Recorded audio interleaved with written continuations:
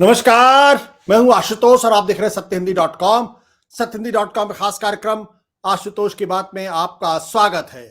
आज हमारा ये विशेष कार्यक्रम है। विशेष कार्यक्रम इसलिए है क्योंकि संसद के इतिहास में एक बहुत बड़ी घटना हुई है। एक दिन में 78 सांसदों को सस्पेंड किया गया है। जी हां, 78 सांसदों को सस्पेंड किया गया है।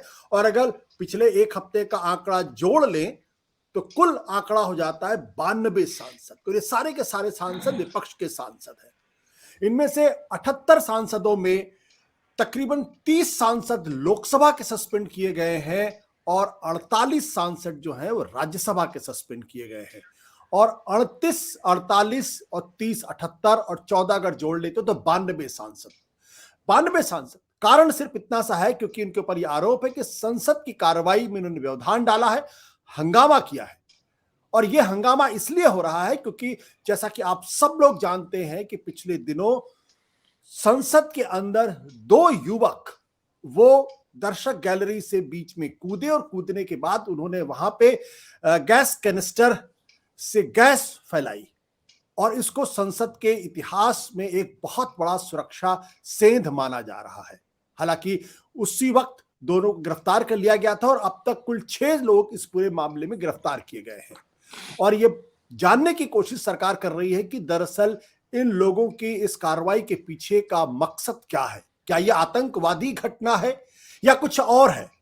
हालांकि इन युवकों ने साफ तौर पे कहा है कि वो महंगाई, बेरोजगारी जैसे बड़े मुद्दों को देश के सामने लाना चाहते थे, लिहाजा उन्होंने ये हिमाकत करने की कोशिश की है। लेकिन सरकार ने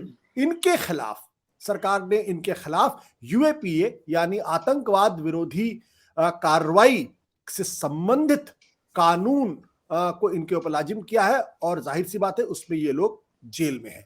और अभी पता करने की कोशिश की जा रही है कि इसके पीछे कोई बड़ा मकसद है या नहीं मकसद है। इस मसले पर विपक्ष लगातार गृह मंत्री से ये सवाल कर रहा है कि आप संसद में आकर इस बात का जवाब दें कि इतनी बड़ी संसद की सुरक्षा में सेंध क्यों लगी है।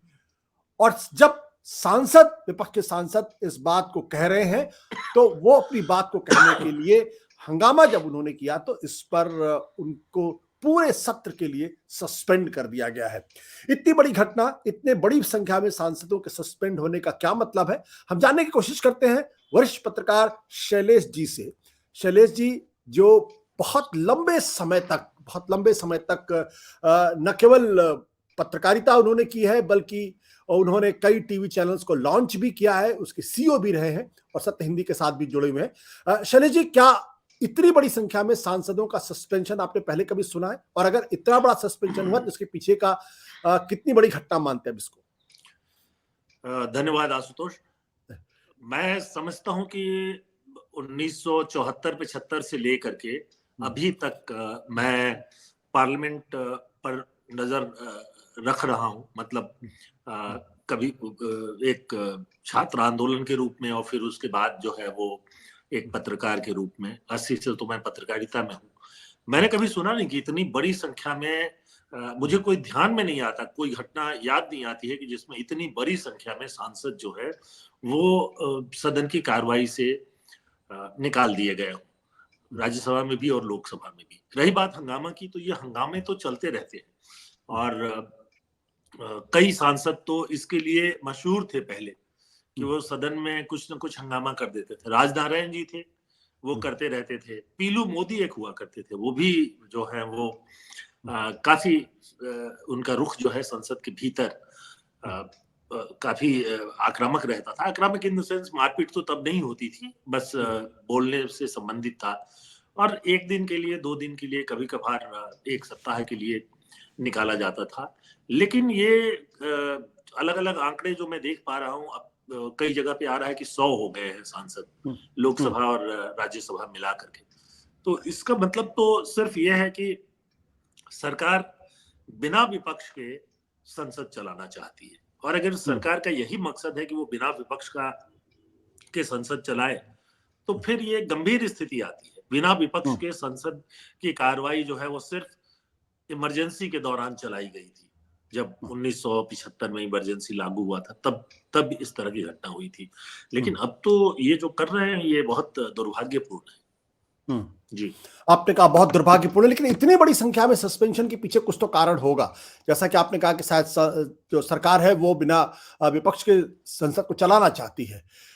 लेकिन अगर संसद अगर हंगामा कर रहे हैं, संसद की कार्रवाई में व्यवधान उत्पन्न हो रहा है, तो क्या यह जरूरी नहीं विपक्ष को अनुशासित किया जाए और उनको बताया जाए कि भाई आप संसद की कार्रवाई में हंगामा कर रहे हैं, व्यवधान उत्पन्न कर रहे हैं, और सरकार का ये हक भी बनता है, और स्पीकर अगर फैसला लेते हैं तो उसमें गलत क्या है? देखिए, ये हंगामा होना चाहिए कि नहीं होना चाहिए, इस पे बहुत डिबेट हो चुका है। हाँ, हाँ, और पूरी दुनिया में जो संसद है ना, जहां लोकतांत्रिक व्यवस्थाएं हैं, वहां इस तरह के हंगामे होते हैं।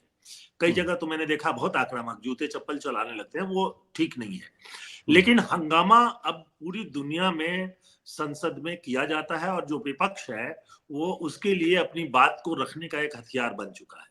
किसी देश की संसद को उठाकर देख लीजिए, जहां संसदीय लोकतंत्र है, वहां पर इस तरह की स्थिति कभी ना कभी आती ही आती है। मैं ब्रिटेन तक में इस तरह की स्थिति आ जाती है, गर्मा गर्मी हो जाती है, जबकि ब्रिटेन में जो संसद है उसको बड़ा सोबर माना जाता है। तो इसलिए अगर भारत में सांसद जो है वो किसी मुद्दे पर हंगामा कर रहे हैं, तो उनको पूरी कार्रवाई से निकाल देना मैं नहीं समझता हूं कि ये उचित है, और खास तौर पे पूरे सत्र के लिए निकालना। क्योंकि एक बात समझिए कि ये सत्र जो है वो एक तरह से आखिरी सत्र है इस लोकसभा का, क्योंकि इसके बाद जो होगा उसमें वोट ऑन अकाउंट वगैरह, क्योंकि मई में चुनाव है, तो इसलिए जनवरी फरवरी में जब जो होगा वो उसमें वोट ऑन अकाउंट जैसी चीजें ही आएंगी, जैसी की परंपरा है। मुझे नहीं लगता कि पूरा बजट सरकार लेकर के आएगी या लेकर आना चाहिए, तो इसलिए ये ठीक नहीं है। जी, आपने कहा ये ठीक नहीं है। हमें याद पड़ता है कि जब 2009 से लेकर 2014 तक जब यूपीए की सरकार थी और मनमोहन सिंह प्रधानमंत्री थे, तो उन दिनों पूरे 5 साल तक भारत के संसदीय इतिहास में सबसे ज्यादा संसद का जो काम है वो नहीं हो पाया। और उस वक्त अरुण जेटली और सुषमा स्वराज ने तो यहां तक कहा था कि संसद में हंगामा करना भी दरअसल एक संसदीय कार्रवाई है, और उसको काफी चर्चा भी उस वक्त मिली थी। अब उन्हीं भारतीय जनता पार्टी की सरकार है, और भारतीय जनता पार्टी की सरकार विपक्ष के सांसदों को इस तरीके से सस्पेंड कर रही है। तो क्या सत्ता में आते ही बीजेपी का चरित्र बदल गया है? क्या उनको जब विपक्ष में थे, जब वो हंगामा करते थे तब अलग बात थी, सत्ता में आने के बाद हंगामा करना अपराध हो गया है? बीजेपी का चरित्र बदल गया है, इसे मैं कहूंगा कि हाँ, बदल गया है। और ये वो बीजेपी नहीं है जिसके नेता अटल बिहारी वाजपेयी और लाल कृष्ण आडवाणी हुआ करते थे। ये वो बीजेपी भी नहीं है जिसमें सुषमा स्वराज और अरुण जेटली जैसे लोगों की बातें सुनी जाती थी, और उसके बावजूद उन लोगों ने भी हंगामा किया। ये नरेंद्र मोदी की बीजेपी है, अमित शाह की बीजेपी है, और ये बीजेपी जो है वो अपनी जो आक्रामकता है उसके लिए जानी जा रही है। तो इसलिए आप देखिए कि यहाँ पर मैं ये उठाना चाहूंगा कि ये हंगामा कई दिनों से जो चल रहा है, संसद शुरू होते ही, तो किस बात पे चल रहा है? अभी जो मुद्दा है कि संसद में जो लड़के घुस गए थे उस पर सरकार एक बयान दे, तो बयान सरकार क्यों नहीं दे रही? पहले दिन नहीं दिया तो मान लेते हैं कि आप जांच कर रहे थे, आप जांच का जो भी नतीजा है लगभग आप वहां तक पहुंच चुके हैं। ये बात साफ हो गई है कि ये आपस में ही योजना बना रहे थे, इनकी कोई किसी बड़े आतंकवादी संगठन से इनकी कोई उनका तालमेल नहीं था। इन्होंने कुछ मुद्दे पर किया, मैं नहीं मानता कि उन्होंने उचित किया कि संसद में जाके गैलरी से कूद जाना। ये जो भगत सिंह ने किया था, जो भगत सिंह के जमाने में उचित था, वो आज के जमाने में उचित नहीं है और जरूरत नहीं है। तो क्योंकि भगत सिंह को ये देश को उन्होंने कहा देश को जगाना है, और इसलिए उन्होंने असेंबली में एक बम फोड़ा। बम भी कहने के लिए था वो पटाखा जैसा ही, जिससे किसी को कोई नुकसान नहीं पहुंचा, लेकिन वो आवाज सुनाना चाहते थे। तो आज की पीढ़ी में अगर कोई सोचता है कि मैं भी यही करूं, या तो सस्ती लोकप्रियता के लिए हो सकता है, या वो समझ नहीं रहा है कि चीजें कितनी बदल चुकी हैं, वो एक प्रेरणा ले रहा है। और भगत सिंह से तुलना इन लोगों की नहीं की जा सकती। वो बहुत राजनीतिक व्यक्ति थे, उन्होंने बहुत सोच समझकर काम किया था और उसके लिए उन्होंने कुर्बानी दी। आज जो स्थिति है, सरकार को इस मामले को साफ करना चाहिए कि ये लोग कौन है, ये इनकी योजना कब बनी थी, किस तरह से बनी थी, कैसे वो संसद में पहुंच गए। अगर मान लीजिए एक एक समस्या सरकार के सामने ये भी है कि जिस सांसद ने इनको संसद के अंदर जाने के लिए, पास बनाने के लिए चिट्ठी लिखी थी, वो सांसद बीजेपी के हैं। तो शायद सरकार इन बातों को सदन में आकर ऑन रिकॉर्ड स्वीकार नहीं करना चाहती, इसलिए वो बयान नहीं देना चाहते हैं। बयान नहीं दे रहे हैं तो सांसदों के पास विकल्प क्या है, वो अपनी बात को रख रहे हैं। पर शैलेश जी, एक बात ही कही जाती थी कि जब संसद चलती रहती है तब सरकार या सरकार के मंत्री को संसद के बाहर ऐसे मसले पर जिस पर संसद चर्चा कर रही हो या जो संसद से संबंधित हो उस पर बाहर बहस नहीं, उससे बाहर टिप्पणी नहीं करनी चाहिए थी।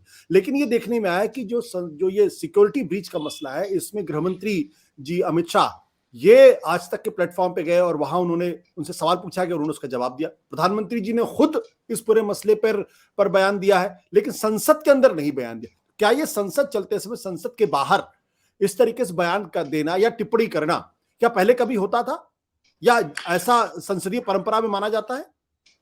नहीं, ये कभी नहीं होता था कि संसद में जवाब नहीं देते हो, लेकिन संसद में जवाब देने के बाद मंत्री जो हैं वो उसको और विस्तार से अपनी बातें रखते थे। आमतौर पर जब सदन में बयान की बात की जा रही है तो बयान देना चाहिए, पर देते क्यों नहीं है, ये एक महत्वपूर्ण सवाल है। इसलिए कि संसद में बयान देंगे तो उस पर विपक्ष जो है काउंटर क्वेश्चन करेगा, विपक्ष जो है अपनी बात को भी रखेगा, विपक्ष जो है सरकार की असफलताओं को भी सामने रखेगा। तो जाहिर सी बात है कि ऐसी स्थिति में सरकार के सामने एक तरह का नैतिक संकट आ जाएगा और इससे बचने के लिए वो जो है सदन के भीतर बहस या बयान से कतरा रहे। क्या आपको लगता है ये उचित है कि संसद चलते समय संसद के बाहर बयान दिया जाए किसी मंत्री महोदय द्वारा?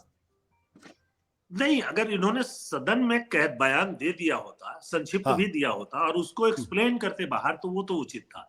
लेकिन उस मुद्दे पर जब वो सदन में बयान नहीं दे रहे हैं तो बाहर भी कुछ नहीं कहना चाहिए, क्योंकि सांसद का विशेषाधिकार होता है कि सदन चलते समय कोई भी जानकारी उसको सबसे पहले दी जाए। ये विशेषाधिकार में है और ये सांसदों के विशेषाधिकार का पूरी तरह से हनन हो रहा है। इसलिए जब भी संसद की बैठक चलती रहती है, भले ही शनिवार रविवार की छुट्टी हो या त्योहार की छुट्टी हो, सरकार कोई नीतिगत फैसला जो है वो लेकर के उसकी घोषणा नहीं करती। उसकी घोषणा अगर करनी है तो सदन के भीतर की जाती है। ये उनका विशेष अधिकार है। बिल्कुल। शैलेश जी, हमसे आपने बातचीत की, बहुत बहुत शुक्रिया। लेकिन जाते जाते एक छोटा सा जानकारी अपने दर्शकों को दे दूं कि जिन सांसदों को आज सस्पेंड किया गया है उनमें से 64 ऐसे सांसद हैं जिनको पूरे सत्र के लिए सस्पेंड किया गया और यह सत्र 22 दिसंबर तक चलेगा। बाकी के जो सांसद हैं उनका मामला प्रिविलेज कमेटी के सामने है और प्रिविलेज कमेटी ही उस पर फैसला करेगी। तो तकरीबन 78 सांसद को एक दिन में सस्पेंड किया गया है, जिनमें से 30 सांसद लोकसभा के हैं, 48 सांसद राज्यसभा के हैं और पूरे हफ्ते में तकरीबन 92 सांसदों को सस्पेंड किया गया है। यह अब तक की सबसे बड़ी सांसदों के सस्पेंशन की कार्रवाई बताई जा रही है। बहुत बहुत शुक्रिया, धन्यवाद, नमस्कार।